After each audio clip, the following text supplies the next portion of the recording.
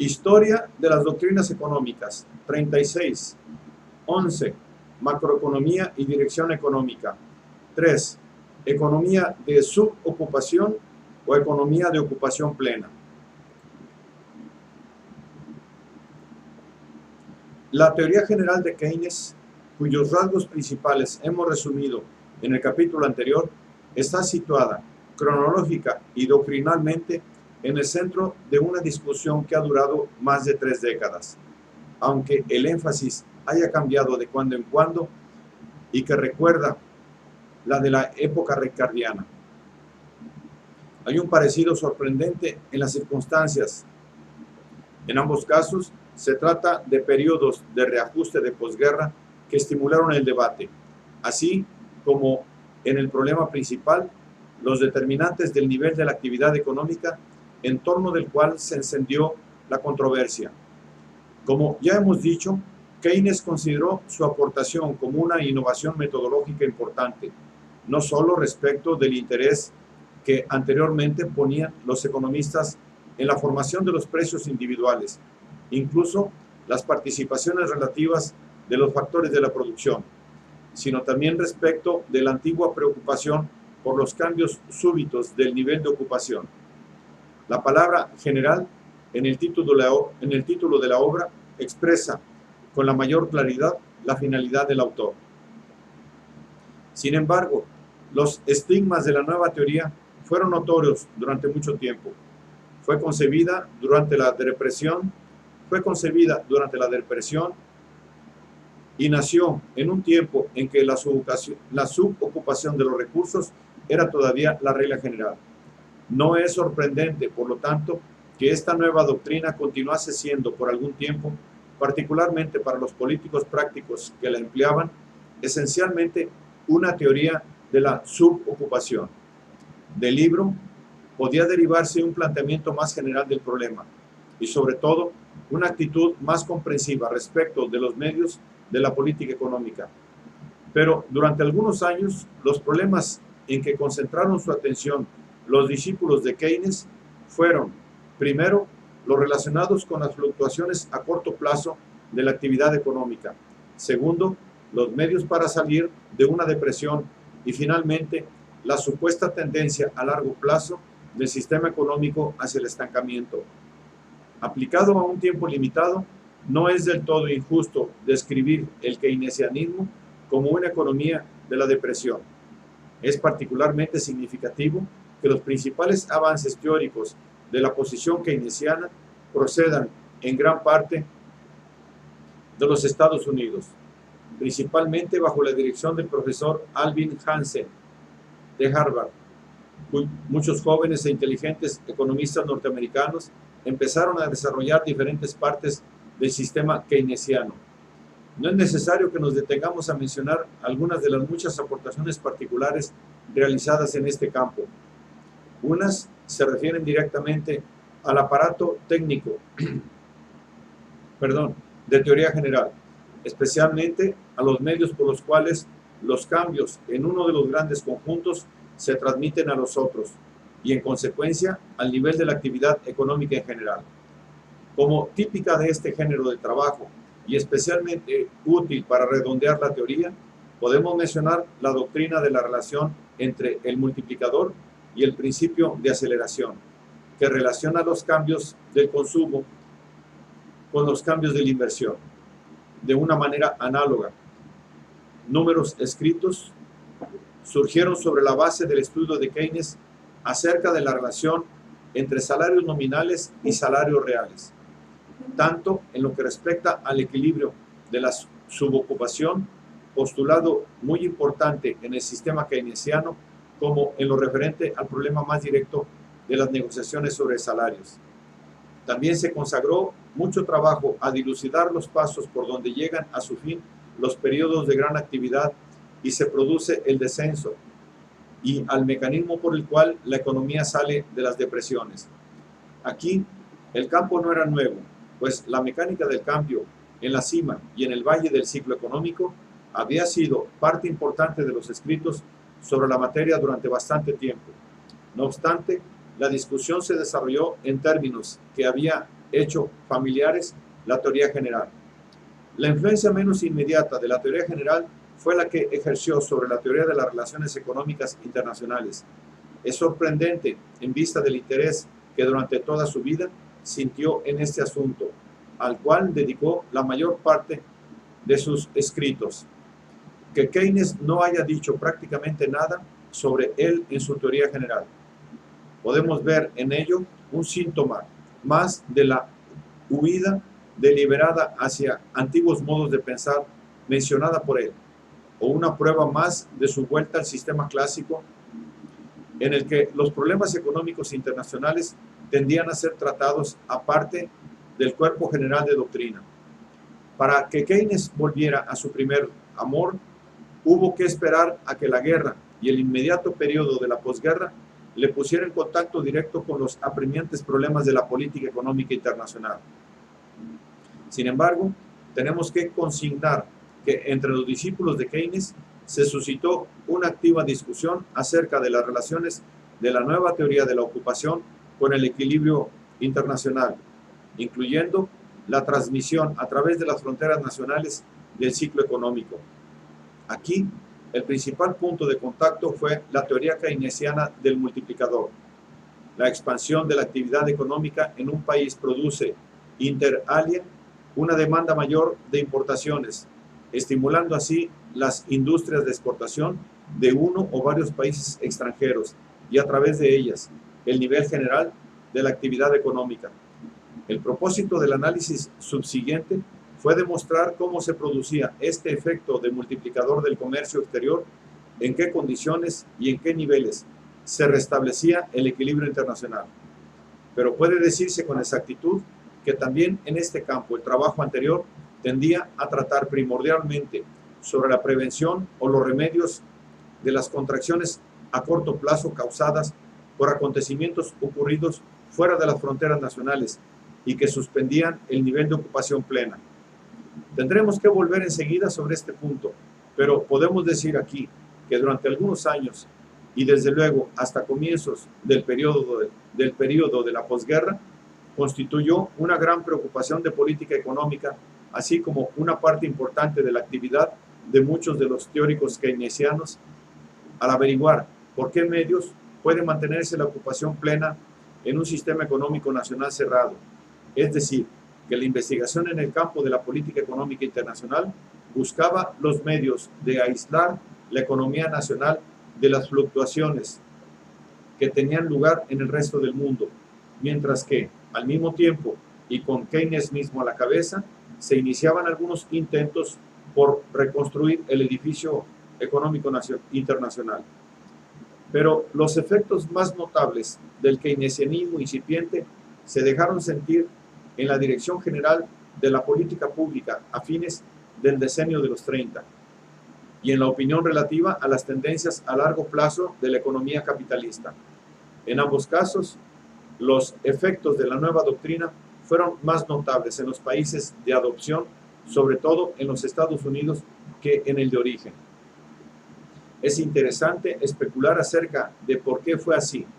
Schumpeter ha sugerido, teniendo en mente, sin duda, alguna doctrina general sobre trasplante cultural, que el keynesianismo práctico es una planta que no puede trasplantarse a suelo extranjero, pues en este muere y antes de morir se hace venenosa. En esto hay, desde luego, algo de verdad, separada de la tradición oral, alejada del íntimo conocimiento de la multilateralidad de su autor y de su coherencia esencial en medio de un eclecticismo aparente. La nueva doctrina fácilmente crece de un modo temiblemente exuberante, pero también contribuyen otros factores. En Gran Bretaña, la depresión había sido mitigada por ciertos efectos internacionales, principalmente por la mejoría en los términos del comercio, mientras que, al mismo tiempo, la dependencia de las economías respecto del comercio exterior y de las transacciones financieras, cuya comprensión, si no extensa, había sido siempre profunda, limitó el alcance de los experimentos de la política económica interior. En los Estados Unidos, los experimentadores encontraron un sistema fundamentalmente cerrado, grandes recursos potenciales y un campo relativamente virgen en lo referente a gastos en gran escala del gobierno nacional. Difícilmente podían haber encontrado una realización más cabal las condiciones de subocupación postuladas en la teoría general. Sería erróneo hallar una relación directa entre Keynes y el New Deal de Roosevelt. Más bien puede arguirse que gran parte de la política del New Deal, si no toda, se produjo de una manera puramente ad hoc y primordialmente por hombres poco versados en la teoría económica keynesiana o en cualquier otra. En realidad, hay pruebas directas de que el principal forjador de la política tuvo poco contacto intelectual con el autor principal de la teoría y que este último encontró mucho que criticar, con frecuencia desde un punto de vista muy ortodoxo y en las acciones del primero. Sin embargo, hay una fuerte coincidencia entre la prescripción de Keynes por salir de la depresión y la política desarrollada por el New Deal en los campos esenciales de la inversión gubernamental y el financiamiento del déficit. Como ha observado Seymour Harris, más dinero, tipos de interés más bajos, gastos en préstamos, medidas para acrecentar la propensión a consumir, cierta libertad respecto de las imposiciones desde el extranjero, tales fueron los ingredientes con que se hizo el cóctel del New Deal. Mientras más significativo, como señal del trasplante de esas ideas, fue el volumen de los escritos sobre política económica pública que apareció en los Estados Unidos a modo de racionalización o crítica de las políticas adoptadas en Washington y como evolución reflexiva de los principios teóricos de la teoría general. Así, el principal avance teórico fue la gran confianza en la capacidad gubernamental para influir, si no determinar mediante las políticas fiscal y monetarias, el nivel de la actividad económica. Se prestó gran atención, sobre todo, al modo como, mediante los gastos del gobierno, podía remediarse la subocupación en plazo breve, poniendo en juego los efectos del multiplicador y de la aceleración. Fundadas en la principal proposición keynesiana de que la inversión y la propensión a consumir determinan conjuntamente el ingreso y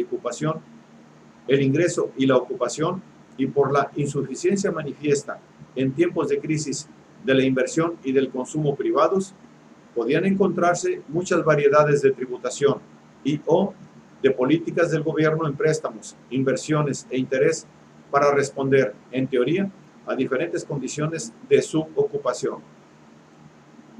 Estas opiniones no fueron atacadas sustancialmente mientras existió desocupación en gran escala, y las políticas basadas en ellas parecían ejercer una influencia apreciable sobre la ocupación.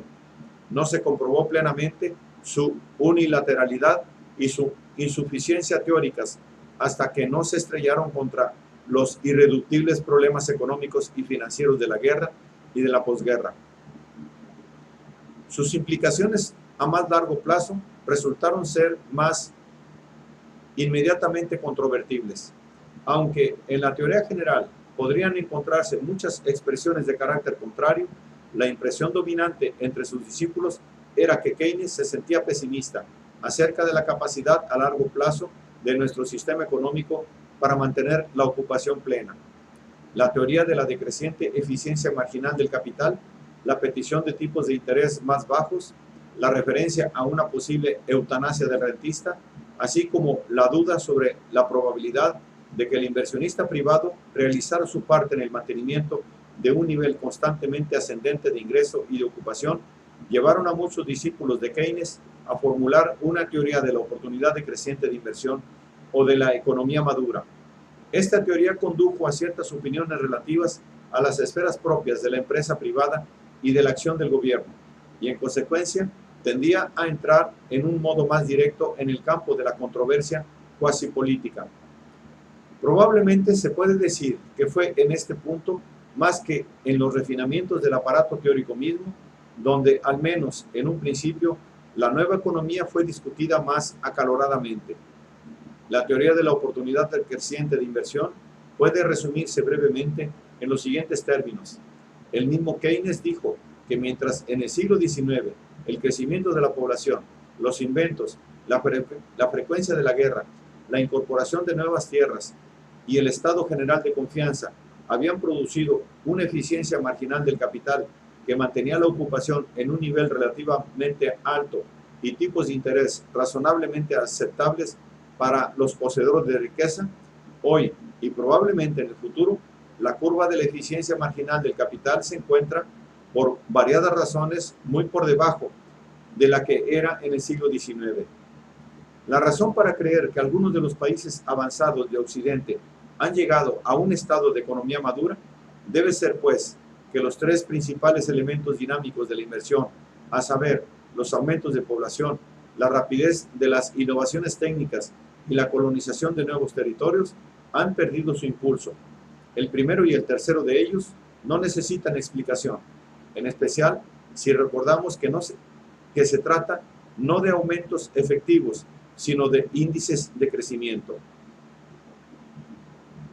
En cuanto a los inventos, Hansen y otros creían que mientras en el pasado y especialmente en el siglo XIX, los inventos tendían primordialmente a ahorrar trabajo, en lo futuro tenderían principalmente a ahorrar capital. Por ejemplo, la energía atómica, el transporte aéreo.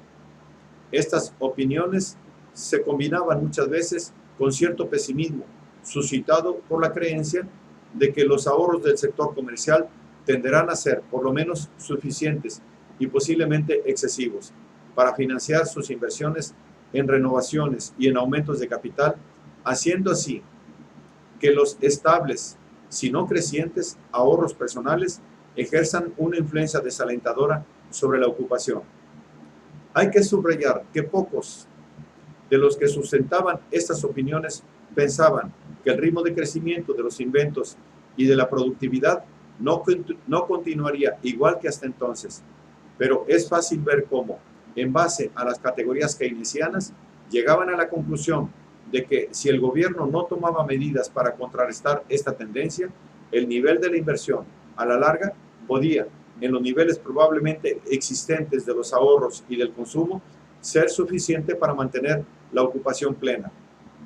Estas opiniones podían fácilmente ser exageradas o tergiversadas, hasta convertirlas en un ataque a toda escala contra el sistema económico vigente y como alegato a favor de la intervención del Estado a la ultrance. Pero tal razón no tardaron en aparecer contraargumentos. Por tal razón no tardaron en aparecer contraargumentos. Fueron primero las objeciones formuladas en términos de la teoría, aun cuando gran parte del ataque lo iniciaron los intereses comerciales que, bajo el rencor aún vivo producido por el New Deal, se sentían amenazados por las nuevas tendencias. Sin embargo, el primer argumento de este grupo fue de carácter empírico. Se alegaba que si la economía norteamericana u otra economía avanzada era considerada senil, al final de la década de los 30 hubiera sido necesaria la aparición, mucho antes, de síntomas susceptibles de ello. Pero hasta 1929, esto es, hasta la acometida de la depresión, nadie había percibido síntomas sino de progreso incesante y de expansión. Este argumento era particularmente importante en relación con el factor población. La disminución del índice de crecimiento había sido evidente durante muchas décadas. No había, pues, ninguna razón particular para basar en esta tendencia sombrías predicciones de carácter general.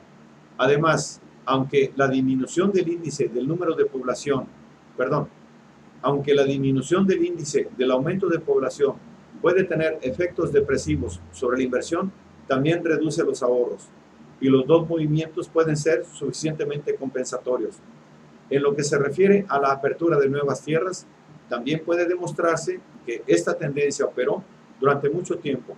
En los Estados Unidos, por ejemplo, muchos historiadores sostienen que el periodo que siguió a 1890 marca el cambio de la frontera extensiva en frontera intensiva.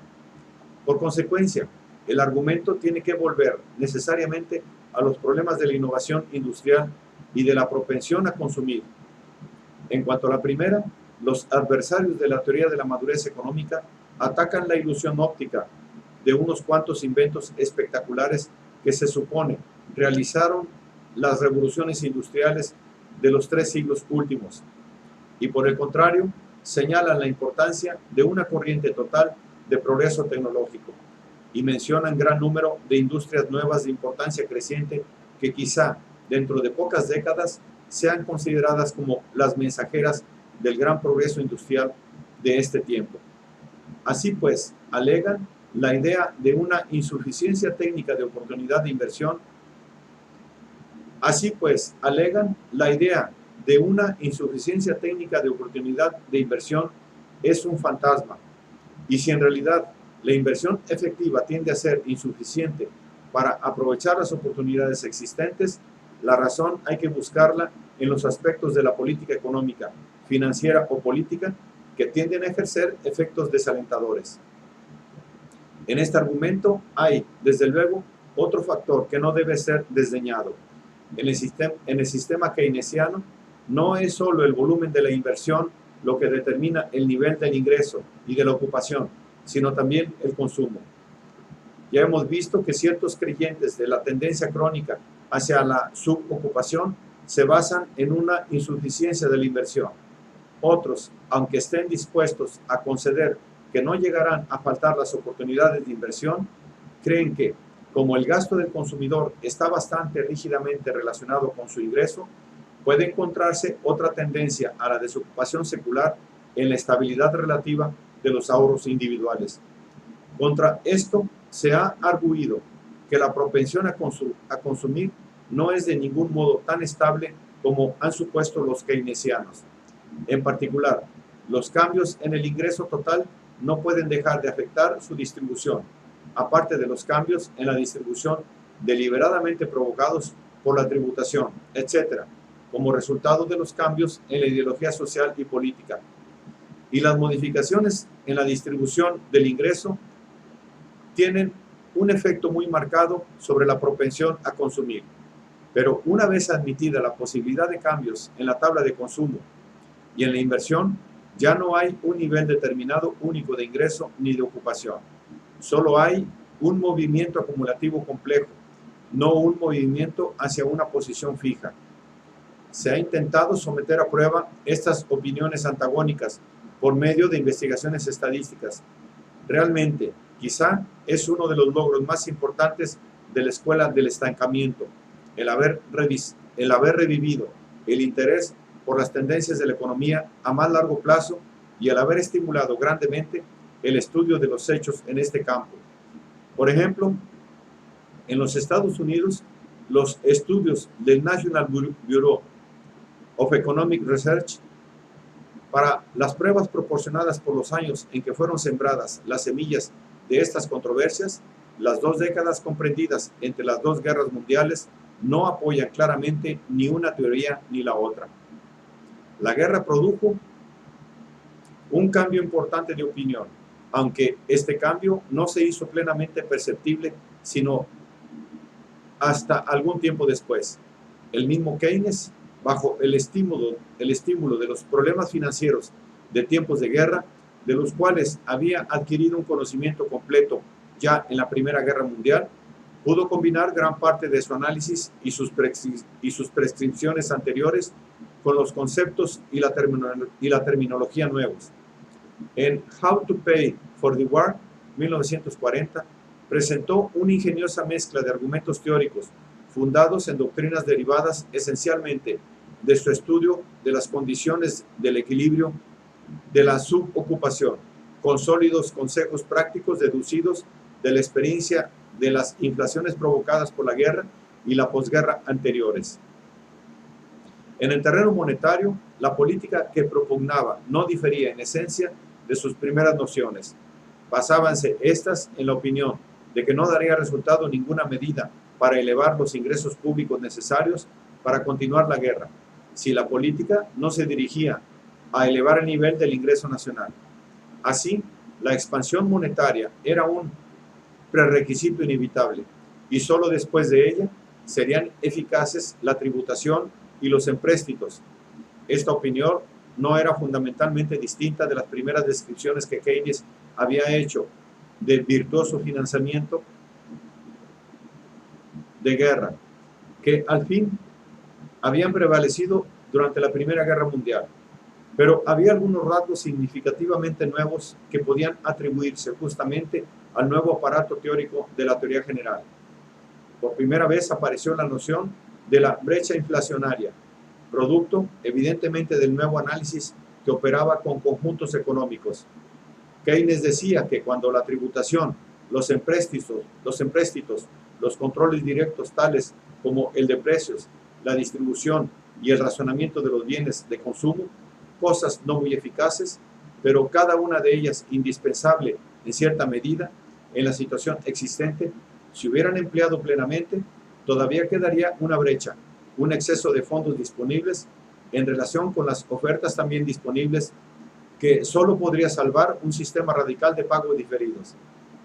Este sistema de créditos de posguerra tendría la ventaja adicional de proporcionar una reserva contra la disminución del poder adquisitivo en el periodo posbélico. La influencia de estas ideas sobre las políticas a seguir fue grande, sobre todo en Gran Bretaña. Lo que es aún más importante desde el punto de vista de la historia intelectual es que fueron adoptadas con entusiasmo por muchos pensadores en cuyas obras tuvieron desarrollo ulterior tanto el problema general como sus componentes particulares. Apareció un diluvio de artículos y libros sobre los problemas de la política económica y financiera en tiempo de guerra. Sería erróneo atribuir a Keynes el papel exclusivo en cuanto a estimular directamente esos trabajos nuevos sobre el control de precios, las técnicas de racionamiento, los cambios, el interés o la política fiscal. Sin embargo, a la larga se hizo manifiesta una gran afinidad entre estos trabajos y su doctrina general. La mayor parte del trabajo sobre esos temas particulares fue encuadrada cada vez más en una estructura analítica que toma a la economía en su conjunto, mostrando así un conocimiento mayor de los efectos de medidas adoptadas en un departamento sobre otros departamentos y de la ineficiencia de las políticas individuales en ausencia de un equilibrio adecuado de la economía en su conjunto. Lo más significativo de todo fue la importancia concedida a las medidas para evitar la inflación, para cerrar la brecha inflacionaria. Algunos críticos han pretendido ver en esto la reversión de las opiniones anteriores de Keynes. Por otra parte, los discípulos de Keynes han podido citar muchos pasajes de los primeros escritos de aquel, así como de los suyos, para demostrar que los peligros de la expansión monetaria siempre habían estado presentes en la mente de Keynes y que los problemas de la ocupación plena podían ser tratados con las herramientas de la teoría general, como lo eran los de la subocupación. En lo que se refiere al mismo Keynes, es cierto, sin duda alguna, que su propósito era formular una teoría de la ocupación más que de la desocupación y descubrir los medios por los cuales el nivel de la actividad económica pudiera mantenerse alto en largos periodos y no solo los medios por los cuales pudiera salirse de la cima de la depresión. Sin embargo, la guerra fue, al respecto, una vertiente intelectual y la doctrina de la brecha inflacionaria su expresión más clara. A partir de este punto, se hizo posible librar a la teoría circulante de prestar una atención excesiva al problema de la subocupación y generalizarla en la dirección originariamente deseada por su principal exponente.